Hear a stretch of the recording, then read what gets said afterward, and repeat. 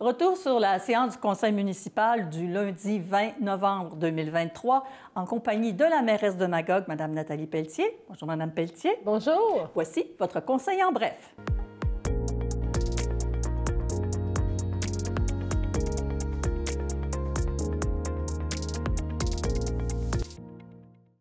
Alors, le premier point sur lequel on revient, Mme Pelletier, c'est le point 7.3, avis de motion et dépôt du projet de règlement 3426-2023 prévoyant l'installation d'appareils de mesurage de la consommation d'eau résidentielle et autorisant une dépense et un emprunt de 1 428 000 $.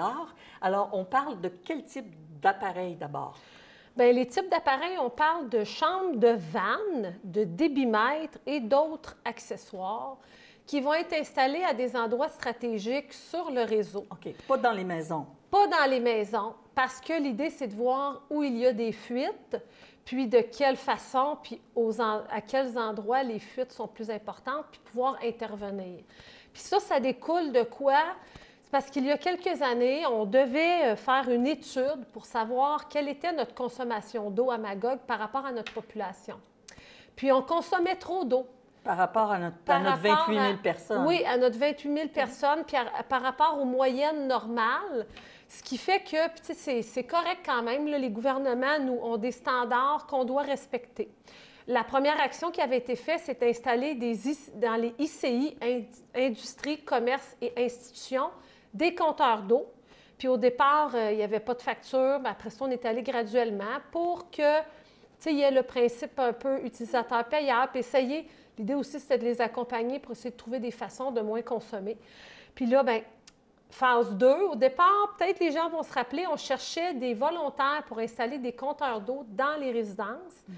Puis on n'a pas eu beaucoup de noms sur notre liste. Bien, je pense que les gens se disaient, s'il y a un compteur, ils vont éventuellement me mettre une facture avec mon compteur. Bien, c'est ça. Peut-être qu'il y avait cette crainte-là. Puis là, on a vu que c'était compliqué aussi, aller chez les gens. Puis là, finalement, on est arrivé avec nos équipes, nous ont suggéré 7 solutions qui, au lieu d'être dans chaque maison, c'est sur notre réseau à nous. On n'a pas besoin d'aller demander la permission.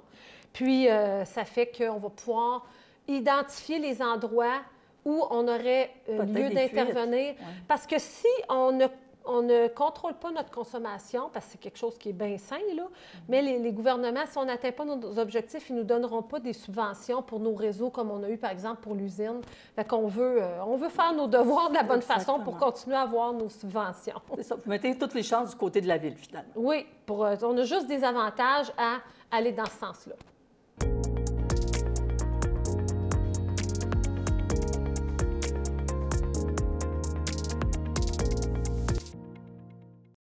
Au point 8.1, Mme Pelletier, entente avec Go Recycle Canada Inc. Alors, on parle de recyclage. Oui. Quand on pense recyclage, on pense écocentre. Est-ce que je fais une bonne association?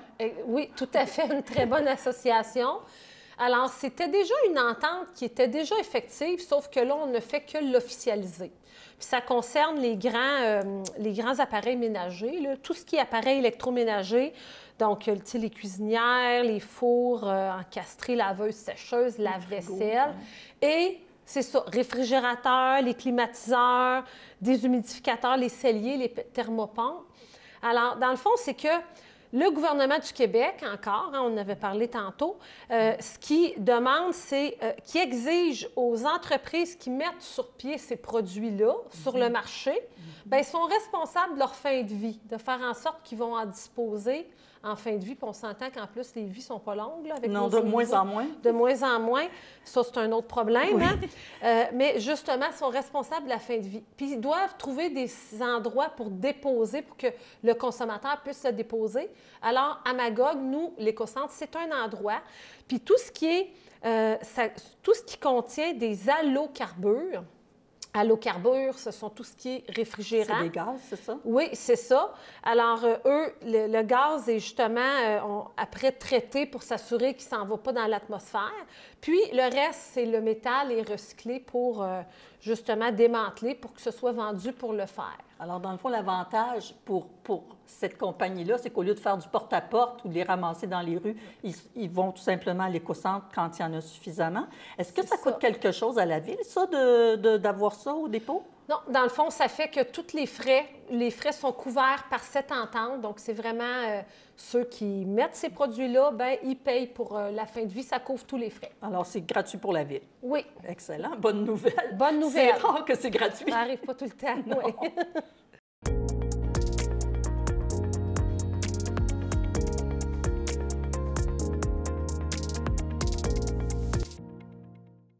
Le dernier point qu'on va aborder aujourd'hui, qui était à l'ordre du jour, c'est le 11.1, avis de détérioration sur le lot 6 458 333 ou 6 458 333. C'est le 160 de la rue principale Est. Et je pense que les gens savent surtout que c'est la DIFCO. C'est un dossier qui revient régulièrement, qui revient lors du jour à l'occasion. Hier, vous avez quand même fait, je pense, pas mal de précisions à propos de la DIFCO. Oui, c'est sûr que c'est ça. Puis pour que les gens se situent, hein, ce grand complexe-là, l'ancien complexe textile, il y a le côté CS Brooks qui est près du Pont-Vel. Il y a le centre autour de la shop et le studio de yoga. Et le côté DIFCO, c'est celui qui est plus près du centre-ville, plus près du barrage. Nous, ce qui est visé là, pour hier, l'avis de détérioration, c'est la DIFCO, parce que ça fait... en 2021, là, durant cet été-là, ça bougeait au printemps 2021.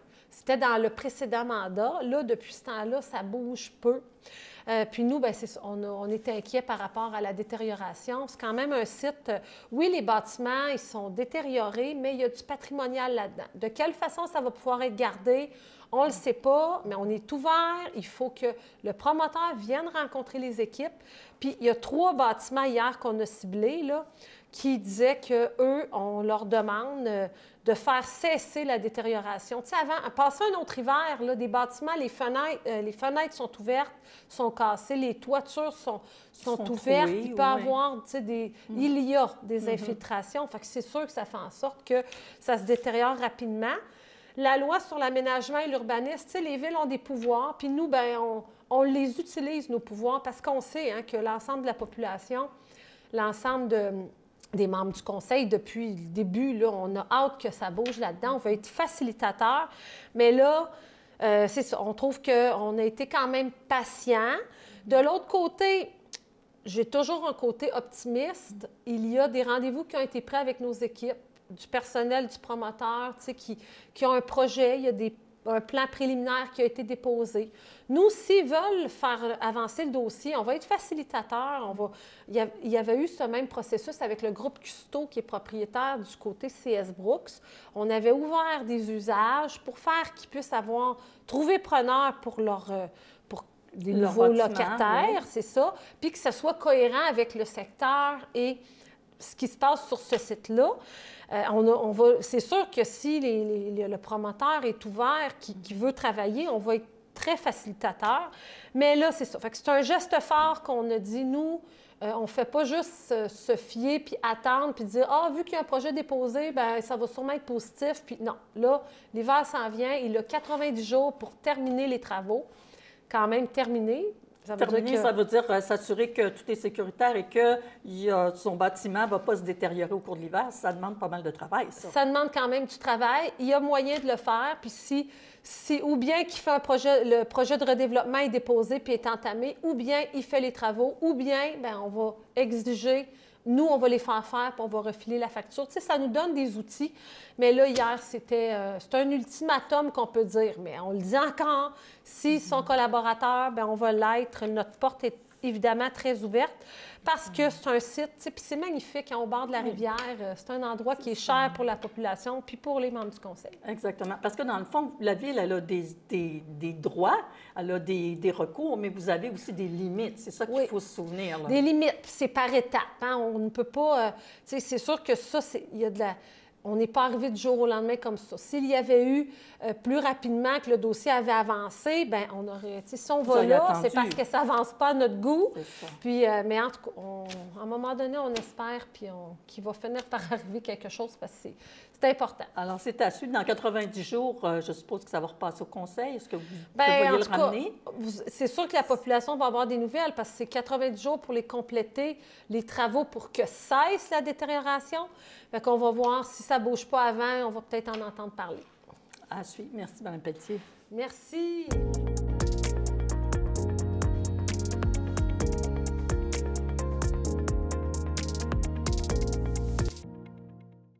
Et puis, on revient sur d'autres choses qui n'étaient pas sur l'ordre du jour, Mme Pelletier, mais vous avez profité de l'occasion hier pour faire une mise au point sur le skatepark, parce que là, il y a des choses qui avancent de ce côté-là. Oui, tout à fait. Alors, c'est le président de la Commission sport et vie communautaire, M. Jacques Laurando, qui a fait une mise à jour.